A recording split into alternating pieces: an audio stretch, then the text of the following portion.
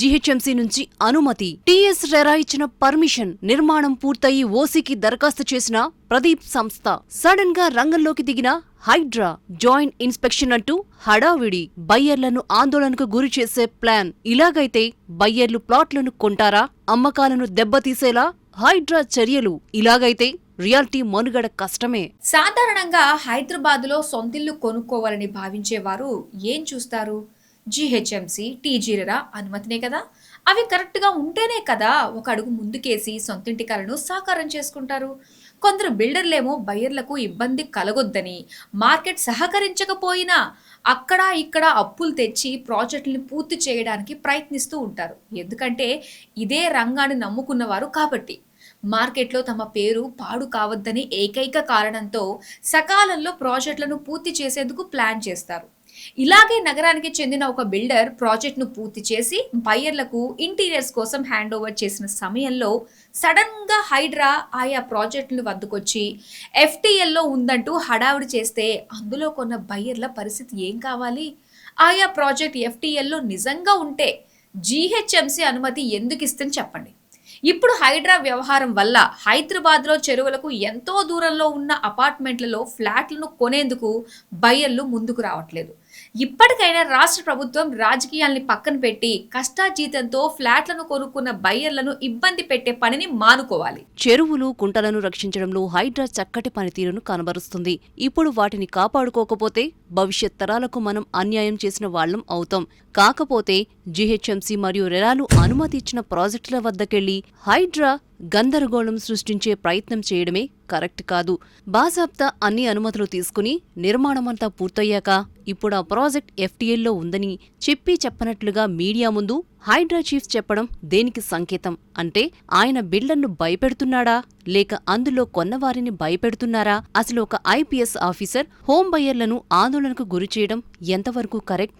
ఇలాగైతే హైదరాబాద్లోని ఏ ప్రాజెక్టులోనైనా సొంతిల్లు కొనేందుకు బయ్యర్లు ఎందుకు ముందుకొస్తారు? ఏ ప్రాజెక్టులో ఎలాంటి లొసుగు ఉందోనని వెనకడుగు వేస్తారు కదా. ఆరంభం నుంచి హైడ్రా ఇలా వ్యవహరించడం వల్లే కదా భయాందోళనకు గురైన బయ్యర్లు ఫ్లాట్లను కొనడం నిలిపివేశారు. కొత్త ప్రాజెక్టుని మొదలుపెట్టడానికి చాలా మంది బిల్డర్లు ముందుకు రావట్లేదు. జీహెచ్ఎంసీ రెరా అనుమతి తీసుకుని నిర్మించిన ప్రదీప్ బ్లిస్ ప్రాజెక్టుకు సంబంధించి హైడ్రా వ్యవహరించిన తీరు వివాదాస్పదంగా మారుతోంది. ప్రదీప్ బ్లిస్ ప్రాజెక్ట్ హుస్సేన్ సాగర్ నుంచి ఎంత దూరంలో ఉందో ఒకసారి తెలుసుకోవాలి. హుస్సేన్ సాగర్ తర్వాత గ్రీన్ బెల్ట్ జోన్ ఉంటుంది. ఆ తర్వాత 2 వరుసల రహదారి ఉంది. అది దాటాక దక్షిణ మధ్య రైల్వే డెవలప్ చేసిన రైల్వే స్టేషన్ ఉంది. దాని తర్వాత 2 వరుసల రహదారి తరువాత అంటే హుస్సేన్ సాగర్ నుంచి సుమారు 106 మీటర్ల తర్వాత ప్రదీప్ బ్లిస్ ప్రాజెక్ట్ ఉంటుంది. అందుకే ఈ ప్రాజెక్ట్ ఎఫ్టీఎల్లో లేదని గుర్తించిన బయ్యర్లు ఇందులో ఫ్లాట్లను కొనుగోలు చేశారు. అలాగంటే 111 జీవోలో ఎంతమంది గండిపేట పక్కనే నిర్మాణాలు చేపట్టట్లేదు? సచివాలయం కూడా హుస్సేన్ సాగర్ కు దగ్గరలోనే ఉంటుంది కదా, దాన్ని కూడా కూల్చివేస్తారా? ఈ హైడ్రా వ్యవహరిస్తున్న తీరు మాత్రం చాలా సందేహాస్పదంగా ఉందని చెప్పాలి. అసలు నిజంగానే ప్రదీప్ కన్స్ట్రక్షన్స్ నిబంధనల్ని తుంగలో తొక్కి ఈ ప్రాజెక్టును నిర్మించిందా? రియల్ ఎస్టేట్ గురు సేకరించిన వివరాల ప్రకారం వాస్తవాలేమిటో ఒకసారి చూద్దాం. ప్రస్తుతం సోమాజిగూడ బ్లిస్ ప్రాజెక్టుకు పూర్తి యజమాని ప్రదీప్ సంస్థ ఒక్కటే కాదు, ఇందులో 2 ల్యాండ్లార్డులు కూడా ఉన్నారు. వారి నుంచి డెవలప్మెంట్ అగ్రిమెంట్ తీసుకుని సహయజమాని అయిన ప్రదీప్ సంస్థ ఈ ప్రాజెక్టును 2018లో ప్రారంభించింది. వాస్తవానికి ఈ 2 సహయజమానుల నుంచి డెవలప్మెంట్ కి తీసుకోకముందే 2008లోనే, అంటే అప్పటి కాంగ్రెస్ ప్రభుత్వం హయాంలోనే తమ సంస్థలోనే అపార్ట్మెంట్ను కట్టేందుకు ప్రదీప్ సంస్థ జీహెచ్ఎంసీ నుంచి అనుమతి కోసం దరఖాస్తు చేసుకుంది. అప్పటి బిల్డింగ్ కమిటీ ఫీజు లెటర్ను కూడా జారీ చేసింది. ఒకవేళ ఈ స్థలం నిజంగానే ఎఫ్టీఎల్లో ఉంటే అప్పటి కాంగ్రెస్ ప్రభుత్వం ఎందుకు భవన నిర్మాణానికి అనుమతినిస్తుంది? మరి ఇప్పటి కాంగ్రెస్ ప్రభుత్వానికి, హైడ్రాకు ఈ విషయం తెలియదా? ప్రదీప్ కన్స్ట్రక్షన్ 2018లో ప్రదీప్ బ్లిస్ అనే ప్రాజెక్టును నిర్మించేందుకు 2018లో అనుమతికి దరఖాస్తు చేసింది. ఆ స్థలం ఎఫ్టీఎల్లో ఉందా లేదా అని జీహెచ్ఎంసీకి డౌట్ వచ్చింది. ఇదే విషయాన్ని ప్రశ్నించగా అప్పట్లో అంటే 2018లో హెచ్ఎండిఏ పరిధిలోని లేక్స్ కమిటీ సమాధానమిస్తూ అలాంటిదేం లేదని అప్పట్లోనే అధికారికంగా జవాబునిచ్చింది. దాన్ని ఆధారంగానే జీహెచ్ఎంసీ అనుమతిని మంజూరు చేసింది. దాని ప్రాతిపదికన రెరా అనుమతినిచ్చింది. మరో ఇంట్రెస్టింగ్ విషయం ఏమిటంటే ప్రదీప్ సంస్థ ఈ ప్రాజెక్టును 2025లో పూర్తి చేసింది. గత ఆగస్టులోనే ఆక్యుపెన్సీ సర్టిఫికెట్ కోసం దరఖాస్తు చేసుకుంది. అయినా ఇప్పటి వరకు జీహెచ్ఎంసీ ఈ ప్రాజెక్టుకు ఓసీని మంజూరు చేయలేదు. మరి ఇన్ని నెలలైనా ఎందుకు ఓసీ మంజూరు చేయలేదో అమాత్యులకే తెలియాలి. ప్రదీప్ ప్లేస్ ప్రాజెక్టుకు టీజీ రెరా అందజేసిన కాల పరిమితి ముగిసిపోయిందని టీజీ రెరా పత్రికా ప్రకటనలను విడుదల చేసింది. 2018లో ప్రారంభమైన ప్రాజెక్టులకు ఏడాది కాలం పాటు కేంద్ర ప్రభుత్వం అదనపు గడువునిచ్చింది. దాన్ని పరిగణలోకి తీసుకుంటే ప్రదీప్ ప్లీస్ కు టీజీ రెరాకు 2027 జనవరి వరకు వర్తిస్తుంది. మరి ఈ విషయం తెలియకుండా టీజీ రెరా హడావిడిగా పత్రికా ప్రకటనను విడుదల చేయడం ఏంటి?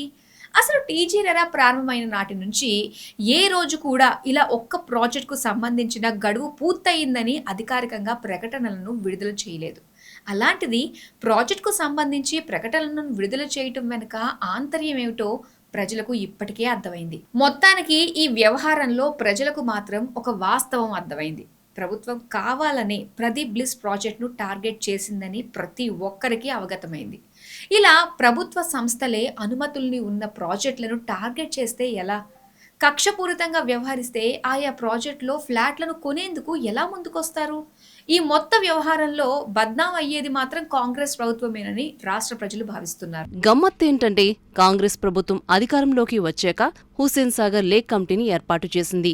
ఈ కమిటీ 2023లో ప్రిలిమినరీ డ్రాఫ్ట్ ని విడుదల చేసింది. అది పూర్తిగా నోటిఫై కూడా కాలేదు. ఆ డ్రాఫ్ట్ నోటిఫికేషన్ ఆధారంగానే తాజాగా హైడ్రా జాయింట్ ఇన్స్పెక్షన్ కు రావడమేంటో ఎవరికీ అర్థం కావట్లేదు. పైగా ప్రదీప్ సంస్థ కట్టిన ప్రాజెక్ట్ పక్కనే పార్క్ హోటల్ ఉంది. మరో 2 నిర్మాణాలు కూడా ఉన్నాయి. మరి వాటినేం చేస్తారు? విస్తుగొల్పే విషయం ఏంటంటే ఇటీవల ప్రదీప్ బ్లిస్ ప్రాజెక్టు వద్ద హైడ్రా చేసిన హడావిడిని చూసి అందులో ఫ్లాట్లను కొన్నవారు కూడా ఆశ్చర్యపోయారు. కొందరైతే అనవసరంగా ఈ కాంగ్రెస్ ప్రభుత్వానికి ఓటు వేశామని సీరియస్ అయ్యారు. హైడ్రా కావాలనే కుట్రపూరితంగా వ్యవహరిస్తుందని అక్కడున్న ప్రజలకు కూడా అర్థమైంది. మొత్తానికి ఈ వ్యవహారంలో ప్రజలకు మాత్రం ఒక వాస్తవం అర్థమైంది.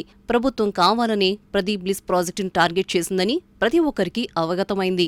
ఇలా ప్రభుత్వ సంస్థలే అనుమతులన్నీ ఉన్న ప్రాజెక్టులను టార్గెట్ చేస్తే ఎలా? కక్షపూరితంగా వ్యవహరిస్తే ఆయా ప్రాజెక్టుల్లో ఫ్లాట్లను కొనేందుకు ఎలా ముందుకొస్తారు?